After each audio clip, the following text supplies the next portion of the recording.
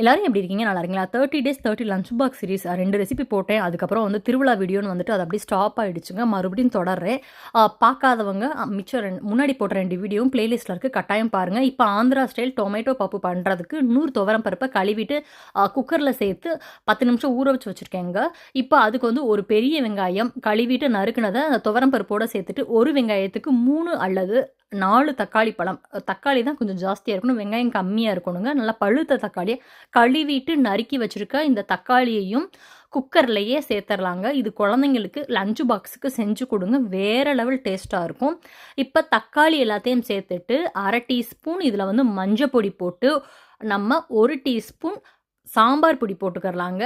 1 teaspoon எண்ணெய் ஊற்றி cooker மூடி போட்டு விசில் போட்டு நல்லா இது வந்து 3லேருந்து 4 விசில் விட்டு ஆஃப் பண்ணிடலாம். இப்போ ஒரு மிக்சி ஜாரில் ஒரு டீஸ்பூன் அளவுக்கு வரமல்லி, 1 டீஸ்பூன் சீரகம், பூண்டு பற்கள் 4 பூண்டு பற்கள் லைட்டாக தான் தோல் எடுக்கணும், ஃபுல்லாக எடுக்கணும்னு அவசியம் இல்லை. குறப்பாக அரைச்சி எடுத்துகிட்டு வந்துட்டு ஒரு வடைச்சட்டி, குட்டி தாளிப்பு வடைச்சட்டி வச்சுருக்கேன். அதில் 1 டேபிள் ஸ்பூன் எண்ணெய் ஊற்றி கடுகுளுந்தும் போட்டலாம்.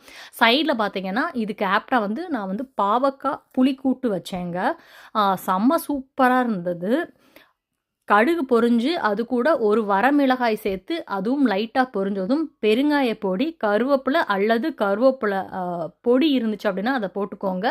குறப்பாக அரைச்சி எடுத்துருந்து இந்த வரமல்லி அதையும் சேர்த்து லைட்டாக வதக்கிட்டு வெந்த பருப்பில் அந்த வதக்கின இதையும் போட்டு தேவையான அளவு உப்பு போட்டு பருப்பு மத்தில் லைட்டாக நம்ம மசிச்சு விட்டுட்டு லாஸ்ட்டில் ஆஃப் பண்ணும்போது நெய் அல்லது 1/2 டீஸ்பூன் பட்டர் சேர்த்து மல்லி இலை போட்டு ஆஃப் பண்ணிட்டா செம டெம்டிங்கான ஆந்திரா ஸ்டைல் டொமேட்டோ பப்பு சூப்பராக தயாராகிடுங்க. கட்டாயம் ட்ரை பண்ணி பாருங்கள்.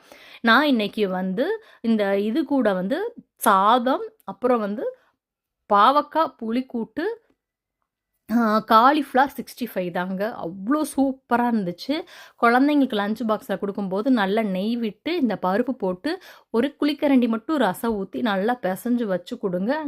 கட்டாயம் லஞ்ச் பாக்ஸை காலி பண்ணிட்டு தான் வருவாங்க. வேறு லெவல் டேஸ்ட்டாக இருக்கும். இது வரைக்கும் ட்ரை பண்ணாதவங்க இந்த மாதிரி ரெசிபியை வந்து ட்ரை பண்ணி பாருங்கள்.